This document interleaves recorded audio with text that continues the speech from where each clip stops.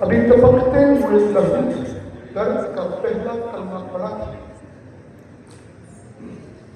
ابھی کائنات نے پہلا سانس لیا تھا،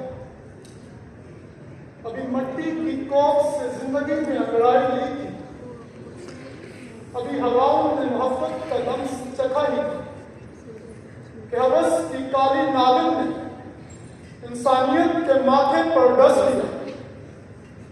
وہ تاریخ کا پہلا ستم تھا، وہ محبت کا پہلا ماتم تھا، جب انا کے قابیل نے وبا کے حابیل کی گردن پر لوہا رکھا تو مٹی پکار اٹھی تھی کہ اے آدم کے بیٹے، تو نے صرف ایک بھائی کا قتل نہیں کیا، تو نے رہتی دنیا تک مقتل کا دروازہ کھول دیا۔ صدر وقار تب سے لے کر آج تک وہی ظلم کا بازار ہے، وہی سسکتا ہوا پیار ہے، کہیں عقیدتوں کی آر ہے، کہیں نفرتوں کی بار ہے۔ ہم نے غاروں کی وحشت سے نکل کر ایٹم کے شعور تک کا سفر تو کر لیا، مگر سچ تو یہ ہے کہ ہم آج بھی وہی حابیل کے مقتل میں کھڑے ہیں۔ ہم نے لباس بدلے، لغت بدلی، لہجے بدلے، مگر لہو بہانے کی وہ جبلت نہ بدلی۔ صدر وقار، میں اس مٹی کا باسی ہوں جو ہزاروں سالوں سے لہو پی رہی ہے، میں اس تہذیب کا مسیح خواہ ہوں جس نے بارود کو خوشبو اور کفن کو لباس بنا دیا ہے۔ آج یہاں سورج تو طلوع ہوتا ہے مگر روشنی نہیں، بلکہ معصوم لوگوں کے لہو کی سرخی لے کر آتا ہے، جسے دیکھ کر ظاہر کی روح تڑپ کر پکارتی ہے، عمر بھر بھیگتے رہنے کی سزا ہے جینا، ایک دو دن کی اذیت ہو تو کوئی سہ لے، وہی ظلمت ہے فضاؤں میں ابھی تک طاری، جانے کب ختم ہو انسان کے لہو کی تقدیر، جانے کب جاگے ستم خوردہ بشر کی تقدیر۔ صدر وقار، آج کا قابل چھپ کر وار نہیں کرتا، بلکہ امن کے دیوتا کا لبادہ اوڑھ کر سامنے آتا ہے۔ کبھی وائٹ ہاؤس میں انسانی حقوق کا ورد کرتا ہے تو کبھی ویٹو کی طاقت کا استعمال کر کے مظلوموں کی چیخوں کا گلا توڑ دیتا ہے۔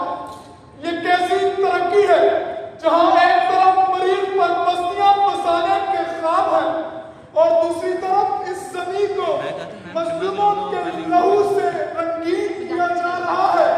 صدر وقار، جہاں جمہوریت کے نام پر ملکوں کو پتھر کے زمانے میں دھکیل دینے کی دھمکیاں دی جاتی ہے اور دوسری طرف عالمی معیشت کا پہیہ گھمانے کے لیے بارود کی منڈیاں سجائی جاتی ہیں۔ صدر وقار، یہ بکھری ہوئی لاشیں، یہ سسکتی ہوئی انسانیت اور یہ برباد بستیاں کسی ایک حادثے کا نتیجہ نہیں بلکہ اس عالمی ضمیر کا ماتم ہے جسے ہم نے مفادات کی پیٹھ چڑھا دیا ہے۔ غزہ کے ملبے سے نکلنے والے ہاتھ ہو، کشمیر کی برف پر بکھرا ہوا سرخ لہو یا لبنان کی فضاؤں میں بارود کی باس، یہ سب سفاکیت کا تسلسل ہے جہاں طاقتور کو کی حکمت عملی سمجھا جاتا ہے اور کمزور کا لہو محض آداب و شمار بن کر رہ جاتا ہے۔ صدر وقار، انسانیت کی اس قتلگاہ میں تماشا کو دیکھیے، آج منصف خاموش ہے، طاقتور بے لگام ہے اور مصلحتوں نے حق کی آواز بند کر رکھی ہے، کیونکہ نظام باطل کا تو دستور ہی یہی بن چکا ہے کہ وہی قاتل، وہی شاہد، وہی منصف ٹھہرے۔ اب کرے قتل کا دعویٰ کس پر؟ اب کرے قتل کا دعویٰ کس پر؟ صدر وقار، حابیل کے قتل سے شروع ہونے والا یہ تماشا अब खत्म होना चाहिए। इंसानियत इन ताकतवरों की मसलहतों से थक चुकी है, जो एक तरफ अमन की माला जपते हैं तो दूसरी तरफ बारूद की मंडियों में मजलूमों के लहू का सौदा करते हैं।